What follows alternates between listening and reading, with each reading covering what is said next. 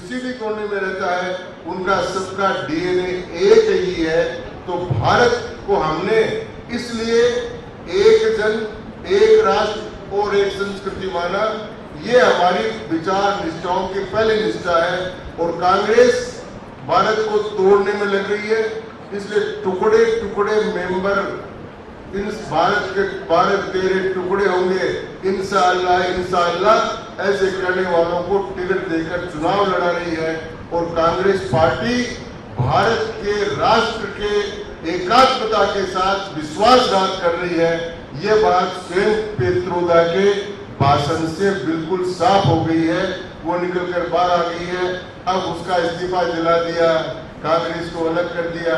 ये तो वो है कि आईना साफ करते रहे, धूल तो चेहरे पर पड़ी थी, तो धूल तो इनके चेहरे पर पड़ी हुई है। अब ये इस्तीफा दिलाकर आईना साफ कर रहे हैं, ये नहीं होगा।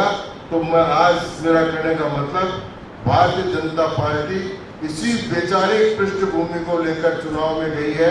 और दूसरी बात, दो बड़े हमले और किए उन्होंने। एक पित्रोदा ने हमला किया भारत की विरासत। भारत की विरासत आज से नहीं, 52 स्मृतियां लिखी गई। 52 स्मृतियों में भारत का विरासत कैसे लिखा गया। और जमदग्नि की लिखी हुई आखिरी जो हमारी है वो याज्ञवल्क्य स्मृति, उसके अंतर्गत हिंदू लॉ गवर्न होता है। उसमें लिखा गया है विरासत का अधिकार किस प्रकार से प्राप्त होगा। उस विरासत को भी तोड़कर वो कहते हैं अमेरिका जैसा कानून लागू करो और भारत को अमेरिका बना दो। और यहाँ पर हम जो अपने पिता के मरने के बाद में पिंडदान करते हैं उसको खत्म कर दो, पिता के मरने के बाद में पगड़ी बनती है उसको खत्म कर दो, उसको गंगा जी पोंछा कराते हैं वो खत्म कर दो। तो विरासत का कानून भी अमेरिका जैसा लागू कर दो। तो भारत की विरासत भी खत्म करना चाहते हैं, भारत की सांस्कृतिक एकता भी खत्म करना चाहते हैं, भारत के भू सांस्कृतिक राष्ट्रवाद को भी कांग्रेस खत्म करना चाहती है। ये कांग्रेस पार्टी है, इसका असली चेहरा लोगों के सामने आ गया है। मैं उनके और प्रधानमंत्री जी ने भी इस बात का जबरदस्त खंडन किया है। और उन्होंने कहा है कि जब तक मैं जिंदा हूं, भारत के सांस्कृतिक राष्ट्रवाद को समाप्त नहीं होने देगा। और हम भारतीय जनता पार्टी राजस्थान की तरफ से कांग्रेस पार्टी को चुनौती देकर कहते हैं कि भारत की सांस्कृतिक विरासत, भारत की सांस्कृतिक एकता और भारत के सांस्कृतिक राष्ट्रवाद को तोड़ने का कोई भी प्रयत्न कोई भी करेगा, उसको हम सफल नहीं होने देंगे। और हम भारत की एकता और अखंडता को कायम रखेंगे। ये चुनाव इन्हीं दो बातों के बीच में लड़ा जा रहा है। देश भर में 3 चरण खत्म हो गए हैं, बाकी के चरण में इस मुद्दे पर भारतीय जनता पार्टी लोगों को जागृत करने का प्रयास करेगी। और ये जो बात है वो सेम पित्रोदा की ओवरसीज कांग्रेस के अध्यक्ष की नहीं है। ये सेम पित्रोदा राजीव गांधी जी के दोस्त थे।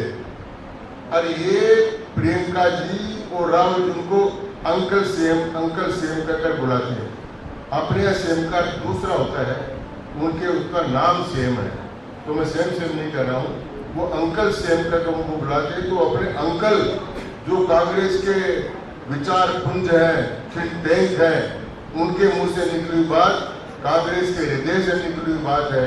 तो ये बात हम करना चाहते हैं। इसी प्रकार से एक विशेष बात हो जो कांग्रेस पार्टी ने अपने घोषणा पत्र में कही है कि हर किसी भी कीमत पर वो संविधान में संशोधन करके मुसलमानों को आरक्षण देना चाहते हैं। हम धर्म के आधार पर आरक्षण। जहां तक प्रधानमंत्री जी का सवाल है, मैं कहना चाहूंगा कि प्रधानमंत्री जी वो युग पुरुष है जिन्होंने बिना किसी संकोच के ये स्वीकार किया कि मैं भारतीय संस्कृति का उपासक हूँ, मैं मंदिरों में जाता हूँ, मैं गंगा जी में स्नान करता हूँ, मैं नवरात्र करता हूँ, मैं त्रिपुंड लगाता हूँ, मैं रुद्राक्ष पहनता हूँ और इसका मुझे गर्व है। और इस गर्व के कारण से ही आज संपूर्ण भारत की जनता उन्हें सनातन धर्म के रक्षक और सनातन संस्कृति के रक्षक के रूप में एक युग पुरुष के रूप में स्वीकार कर रहे हैं।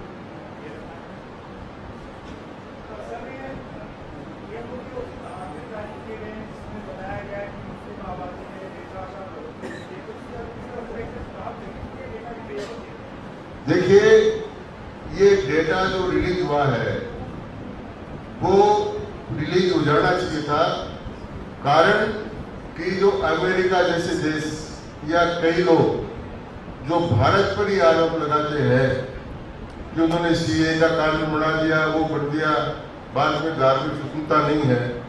भारत एकमात्र दुनिया में ऐसा राष्ट्र है जिसमें अल्पसंख्यकों की जनसंख्या बढ़ी है, विशेषकर मुसलमानों की जनसंख्या में 7% से ज्यादा बढ़ावा हुआ है और क्रिश्चियंस की में 0.36% का बढ़ावा हुआ है, और हिंदुओं की और जैनियों की और सिखों की जनसंख्या में कमी आई है।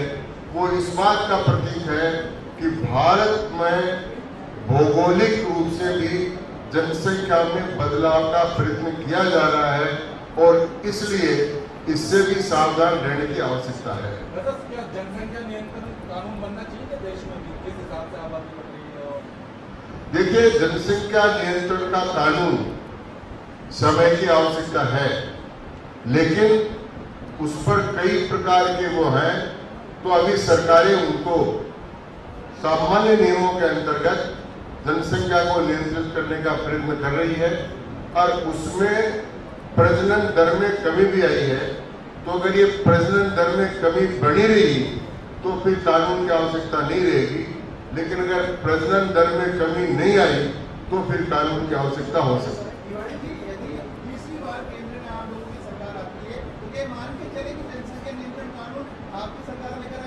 अपने आप हो जाएगा, हो जाएगा। जो 31वीं बार प्रधानमंत्री मोदी जी बनेंगे तो उनके उपदेश सब लोग सुनेंगे, उनकी बात सब लोग मानते हैं, तो वो कहेंगे कि भाई हमारे राष्ट्र के लिए, हमारे संसाधनों के लिए परिवार पर कल्याण करना, नियंत्रण करना जरूरी है, तो लोग उनकी बात मानेंगे, हो जाएगा।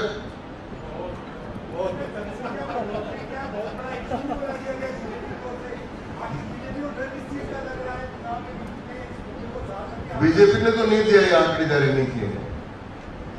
जिन्होंने आंकड़े जारी किए हैं, आजकल कई लोग कई प्रकार की बात जारी कर देते हैं। अब कोई सेल्फी तो ना बढ़ जाए तो उसका मैं क्या कर सकता हूँ। धन्यवाद भैया, नमस्कार।